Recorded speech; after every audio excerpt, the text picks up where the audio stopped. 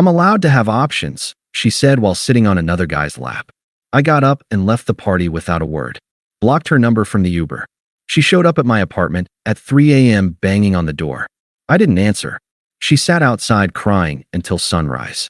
Hey viewers, before we move on to the video, please make sure to subscribe to the channel and hit the like button if you want to see more stories like this.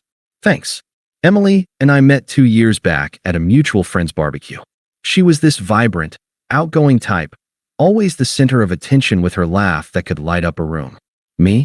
I'm more the reliable guy in the background, making sure everyone's got a drink and the grill doesn't burn down.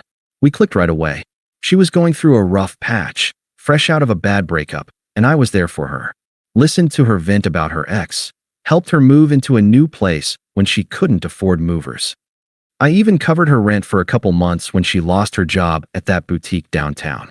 She said she was a free spirit, chasing gigs as a social media coordinator, but really, it was a lot of scrolling Instagram and dreaming big while I handled the practical stuff. I was loyal to a fault. Committed. I'd cancel plans with my buddies if she needed me, drive across town at midnight if she had a bad day.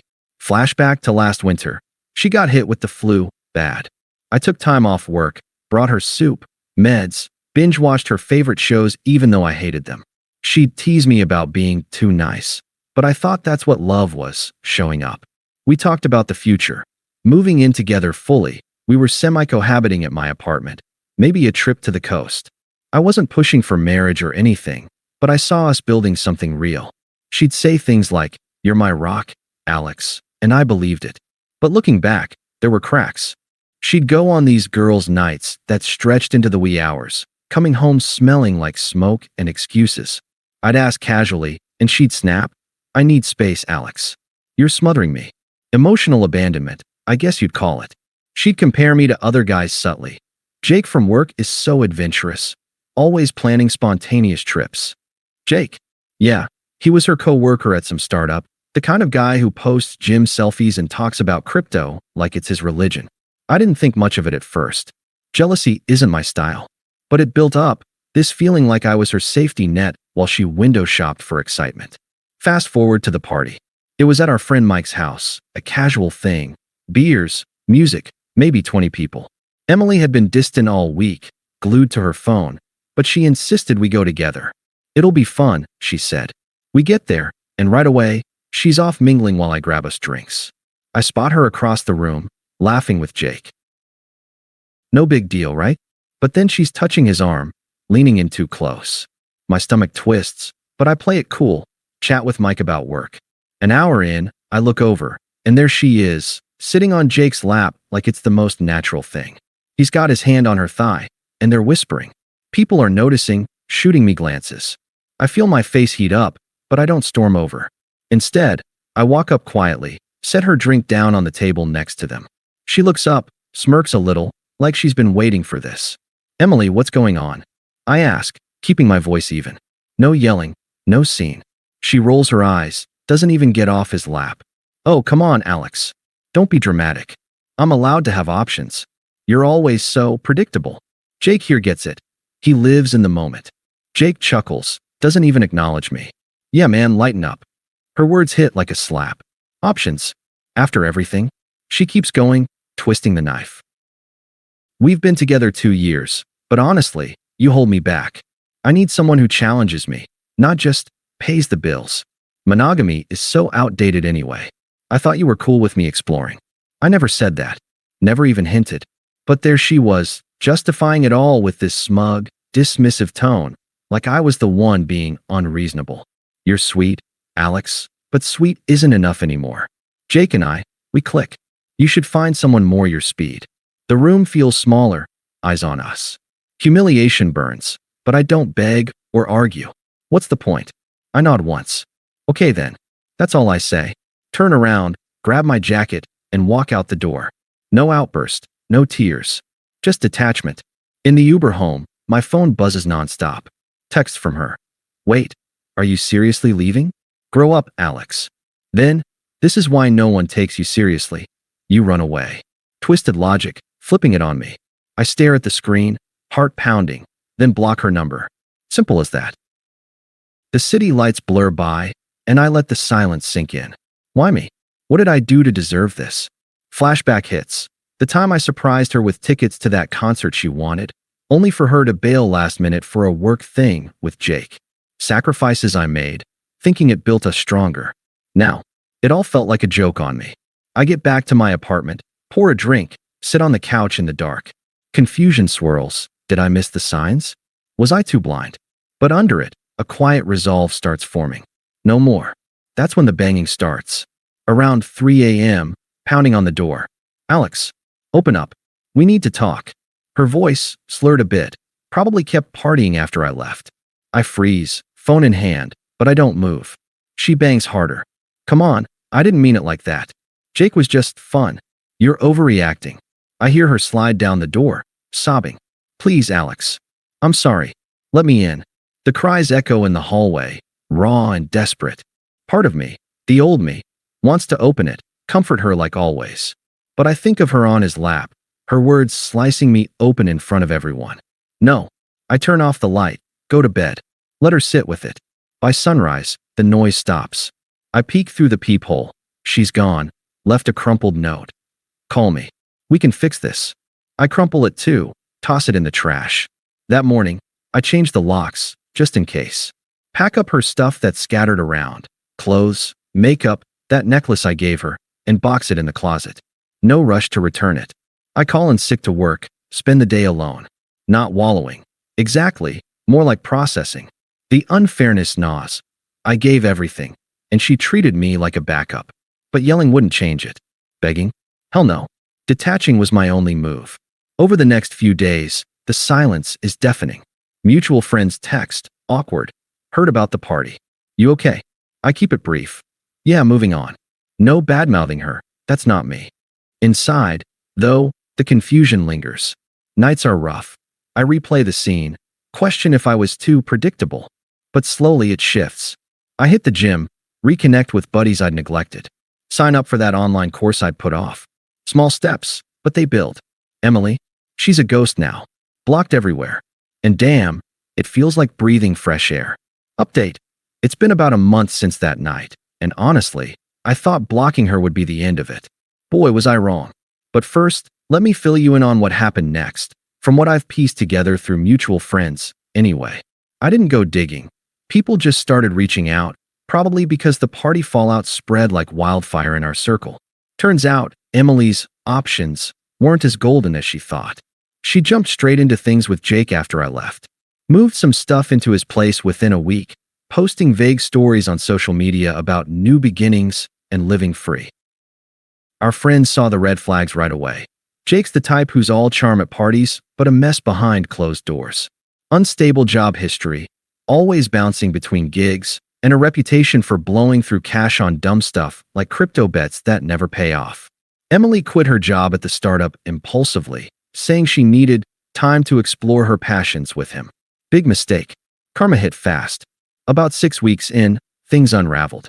Jake started showing his true colors, abusive verbally, picking fights over nothing, calling her names when she questioned his late nights out. Friends told me she'd show up to brunches looking drained, making excuses for bruises on her ego. Then the big blow. He used her. Drained what little savings she had on joint adventures that were really just his bar tabs, then cheated on her with some girl from his gym. Dumped her cold, kicked her out with no notice. She ended up crashing on a friend's couch, broke and isolated. Her reputation took a nosedive too. The party incident? Everyone talked. Mutual friends who defended her at first, saying she's just finding herself, switched sides when the truth came out. Text from Mike. Dude, she's spiraling. Jake exposed her as the manipulator in their breakup posts online. She lost a couple of gigs because clients heard about the drama and didn't want the headache. Isolated, no job, no backup plan. It was like watching a house of cards collapse. And yeah, it felt earned. Not that I gloated. I was too busy rebuilding my own life. But hearing it, it confirmed I'd dodged a bullet. I stayed detached through it all. Focused on me. Landed a small promotion at work. Started hiking on weekends. Even went on a few casual dates. No rush, just enjoying the freedom. The confusion from that night faded into clarity. Her betrayal wasn't about me. It was her chaos. I sat with the unfairness for weeks. replaying how I'd been her rock only to get discarded. But now, it fueled my growth, not my anger. Update 2. Okay, Reddit, this is where it gets intense. The reconciliation attempt started slow but ramped up like a bad thriller. First, about 2 months post-party, my phone lights up from an unknown number. Text, Alex, it's Emily. We need to talk. I messed up big time. Can we meet? I didn't respond. Blocked it. Then another number a day later. Please, just hear me out. Jake was a mistake. You're the only one who ever really cared. I ignored that too. But she escalated. Call started, voicemails piling up. Alex, pick up. I know you're there. I was stupid, okay? Options. That was dumb. I need you back in my life. Her voice cracked, desperate, like she expected me to cave like before. Still, nothing from me. Then her friends got involved. One messaged, hey, Emily's really hurting. You should talk to her. She regrets everything. Toxic, right? Pushing like it was my job to fix her mess. Her family jumped in next. Her mom called from a number I recognized. Must have gotten it from old contacts. Alex, honey, Emily's in a bad place. You broke her heart walking out like that. Be the bigger person and give her another chance. The hypocrisy floored me. Broke her heart. After she humiliated me publicly, I kept it short. Mrs. Thompson, we're done. Please don't call again. Blocked. Emily's attempts got more frantic. A week later, email. Alex, I'm sorry for everything. Jake abused me. Left me with nothing. I realize now you are my safe place. Let's start over. I'll change. Desperation dripping from every word. I didn't reply. Then she showed up at my work lobby one afternoon, waiting with puffy eyes. Security buzzed me. I told them to send her away. That night, more texts from yet another number. Why are you ignoring me? I poured my heart out. You're being cruel. The anger kicked in after that. Voicemails turned nasty. How dare you ghost me like this? After all we had. You're heartless, Alex. No wonder I needed options. You're boring and cold. Showing her true colors, flipping the script again. Her sister even texted, my sister's falling apart because of you. Man up and talk to her. Unpleasant as hell, guilting me like I owed them. I responded once to the sister. Emily made her choices. Respect mine. Block. Through it all, I stayed calm. No emotional outbursts, no sympathy. Why? Because I'd moved on. Picked up photography as a hobby, met new people at meetups. Even started seeing someone casually. Let's call her Sarah. Kind, supportive, no games. Emily's outreach. Just noise now. It highlighted how far I'd come, from confused and hurt to clear-headed and free. Final update. This brings us to last weekend, the cherry on top. Mutual friend's birthday gathering at a bar downtown. Low-key, but I almost skipped it knowing drama might brew. But hey, it's my life. I'm not hiding. I show up with Sarah, feeling good, new outfit, promotion glow. Place is buzzing, friends pat my back, looking sharp, man. Then Emily walks in, disheveled, hair messy, clothes rumpled, like she hadn't slept. Spots me, beelines over. Alex, thank God. We need to talk, privately. Her eyes dart to Sarah, narrowing. Friends go quiet. I stay composed, sip my drink. Emily, there's nothing to say. She pushes, please. I realize you were the one. Jake was toxic. He hit me, took everything. I was wrong about options. Monogamy with you is what I want now. Forgive me. Hypocrisy on full display, twisting her betrayal into my faults somehow. Sarah squeezes my hand, but I handle it. You chose Jake. Humiliated me in front of everyone. Now, you're irrelevant to me. I've built something better. Works great. Life's peaceful. Your problems? Not mine. Her face crumples. But I love you. Don't do this. Let's fix us. Firm. No waver. There is no us. You taught me to value myself. Thanks for that, but we're done. I turn back to the group, conversation resumes. She stands there a moment, tears starting, then storms out. Later, friends said she lingered outside, crying like that night at my door. But me? I laughed with Sarah, danced a bit, completely moved on. Emily's desperate. Her karma. I'm thriving. Ghosts of the past faded. Thanks for watching. Make sure to subscribe to the channel and hit the like button. What do you think about this story? Share it in the comments.